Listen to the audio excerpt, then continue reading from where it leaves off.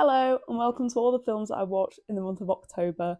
I'm going to be tier ranking them from worst to best, so stay tuned till the end to find out what my favourite film was in the month of October. The tier ranking system I'm going to be using is just A to D tier. D tier is I'd rather not. You should have stayed at home, love. We're not bothered. Have a day off. We've got C tier is it does the job. It's fine. I'm not writing home about it, but she's there. We've got B tier, which is Now We're Cooking with Gas. It's films that I'd recommend and I think are decent. Not my favourites, but still pretty good. And then we've got A tier, which is absolute cinema, 10 out of 10, recommend, could talk about it till the cows come home. So the first film that I watched was Clueless, and I'm clueless as to how I haven't seen this film yet. I thoroughly enjoyed this film. It's your sort of 90s, 2000s cheesy, rom-commy, chick flicky kind of vibe. I thoroughly enjoyed it. It's everything that I wanted Mean Girls to be. I'm a Mean Girls hater, but that's a conversation for another day. It had a great soundtrack. Tell me why Radiohead is in Clueless. Tell me why the teacher is the guy who voices the dinosaur in Toy Story. No, Clueless. Highly recommend it. It was a comfort film, a newfound comfort film. If Clueless was a food, it'd be a jacket potato. It'd be spag bol. It'd be a lasagna. The Paul Rudd storyline, kind of questionable. I don't know. Overall, I'd highly recommend it. Clueless. We're putting her in A tier. We're Cooking with Gas. She's good. I'd recommend. The next film that I watched was Freaky Friday. Again, it was very much in a similar vein to Clueless, sort of that 2000s rom-commy chick flicky vibe. And again, really enjoyable. I don't know how I'd missed these two out growing up, but I really, really enjoyed it. It's like if Ladybird by Greta Gerwig was a bit silly, was a bit more fun. The only thing I did not like about Freaky Friday is it reminded me how much I hate low-rise jeans. They can stay in the 2000s. Freaky Friday, I'm popping it again in A tier. Now We're Cooking with Gas. The next film that I watched was But I'm a Cheerleader. I gave this 5 stars, guys. How hadn't I seen it? This film is very, very Marmite. Either you're going to love it or you're going to think it is awful. It's big, like Cat in the Hat vibes, the aesthetic of it. Like it's all just so garish and awful, but in the best way. The use of colour is fantastic. I enjoyed it visually so much. And the storyline is just, it's so wacky and camp and over the top, but also carries a couple of heartfelt messages in about growing up queer, which I really enjoyed. Also, RuPaul's in this film. I absolutely loved it. And so for me, it's a 5 star and it's in S tier. Absolute cinema. The next film that I watched was Steve, which was a Netflix film with Cillian Murphy. I enjoyed this film. Enjoyed's the wrong word. I liked this film. Overall, I gave it 3.5 stars. It wasn't the best I've seen Cillian Murphy do. So many of the people who played like the main characters of the young boys in it, absolutely fantastic. It had some fantastic visuals and the sound was amazing. Some brilliant uses of like really loud and quite like disruptive music. It was a good film. It wasn't the best I've ever seen, but it was good. For that reason, I'm popping it in C tier. It's all right. It does the job. The next film that I watched, it was Priscilla. Guys, 4.5 stars. S tier. Absolute cinema. Sofia Coppola.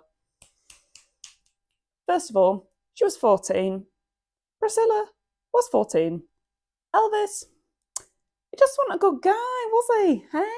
The Elvis estate did not allow for any copyright of Elvis's songs so that he could not be associated with the film as much. But Priscilla was literally a co-producer on this film. So this film was absolutely fantastic. Visually, it was stunning. The use of hair and costume was just fantastic. Jacob Elordi's Elvis was pretty good as well, to the point where sometimes I was thinking I needed subtitles. because I could not understand what he was saying. It was very much a kind of sounded a bit like Johnny Bravo then. Absolute cinema, S tier. Go and watch it. Beautiful, beautiful film. The next film that I watched was Eileen. I gave this 3 stars overall. We're putting it in C. It does the job. It was all right.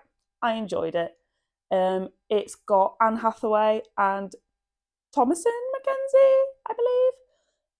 On paper, this sounded like a bit of me. It's lesbians, it's guns, it's crime, it's romance. Yes, please. In practice, it was fine. It was like Carol, but with guns. Overall, it was good. I felt like some bits in it were just added in for shock value. After watching it, I was reading up about it, and it did not surprise me to find out that this was a adaptation of a Otessa Moshfegh book. Same woman who wrote My Year of Rest and Relaxation. I've got a lot of opinions on that book, and they're not positive ones. This film, it did the job. It was all right, but if you want in this kind of vibe, I'd recommend Carol over this one. The next film that I watched was Dead Poets Society. It's another S tier, guys. It's absolute cinema. Get it up there. It's a 5 star. Did I think I would be crying over a bunch of private school boys? No. But Robin Williams will do that to you. I wish I turned it off halfway through. No spoilers, but it takes a turn. The first half I was like, oh, this is such a lovely film. I'm having a lovely afternoon. Isn't everyone great? Isn't everything great? I love this film. And then bang, halfway through, I'm crying. I'm only about 30 years late to this film, but it is as good as people say it is. And it was not at all what I was expecting it to be. On paper, it did not sound like a bit of me. People recommend it for a reason, and so do I. I'd highly recommend Dead Poets Society. The next film that I watched was more Robin Williams. I watched Good Will Hunting. I gave this 3 stars. I'm putting it in C tier. It did the job. I didn't enjoy this one as much. I really enjoyed the amount of Elliott Smith in this. It was basically just one big long Elliott Smith music video. Overall, I just wasn't that invested. I did still enjoy the characters in this film, and I enjoyed the Elliott Smith, so it did the job. It was all right. The next film that I watched, we were getting up to Halloween now. I watched Hocus Pocus. I hadn't seen this film yet. It was all right, yeah. I gave it 3 stars overall, so it's off in C tier again. It's getting quite chocker in there now. I feel like I would have enjoyed it a lot more if I was a child or watched it when I was a lot younger. But it wasn't my favourite Halloween or like spooky film I've watched. I just wasn't crazy on any of the characters that much, to be honest. I found them all a bit annoying. The next one that I watched was Hocus Pocus 2. It just came on after the first one, so I thought I might as well. About the same, if not slightly worse than the first Hocus Pocus. It was basically just the exact same story rehashed. The next film that I watched was, I'm about half a year late to this one. I watched K-pop Demon Hunters, and guys, it's not even bad. Like, I was expecting to think, this is going to be so annoying. I gave this 3.5 stars. The animation, absolutely fantastic. It's the same kind of vibe as the new Spider-Man films, the new Into the Spider-Verse films, so I really enjoyed that. There's a reason this one got released in cinemas from being a Netflix film. The songs in it are insanely catchy and have found their way into my Spotify mix, and I caught myself in the shower the other day listening to the Sarja Boys. Thanks a lot, Spotify. Overall, I would actually recommend it. It was a pretty solid film. I am about half a year late, but it was decent, you know. The next film that I watched was Vera Drake. I gave this 2 stars, and for me, this is going in the bottom tier. It's a D tier.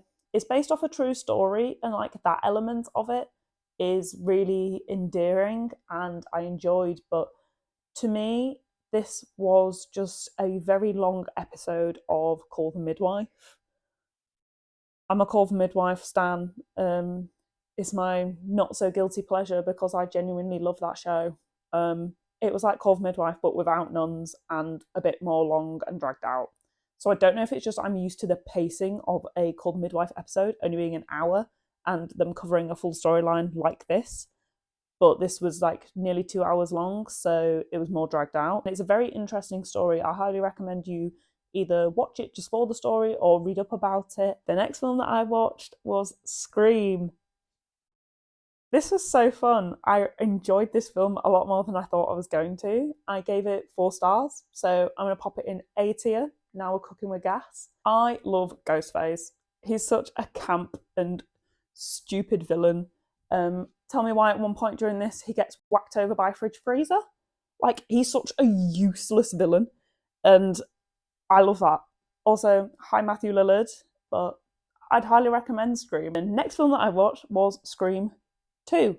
Not quite as good as Scream 1, but I still enjoyed it. I gave it 3.5 stars, so I'm gonna pop this one in C tier. It did the job. The ending of Scream 2 just felt like a bit of a stretch to me, to be honest. And the fact that there is 6, soon to be 7 of them, I don't really understand how they're going to keep rehashing it. Up until the ending, I quite enjoyed it. So that is all the films that I watched in the month of October. This is my final tier list ranking. And yeah, it was a busy month in October for watching films. I'm trying to hit 100 films by the end of the year. I'm currently on 82. So hopefully I'm going to get there and there will be a video at the end of the year. And this is also my first YouTube video. So hello. I hope you've enjoyed it. This is going to be hopefully a semi-regular thing and you'll see me here occasionally. Like, comment and subscribe, all of that good stuff. Follow me over on Instagram and TikTok. And hopefully this is going to become a semi-regular thing. Take care of yourselves, guys.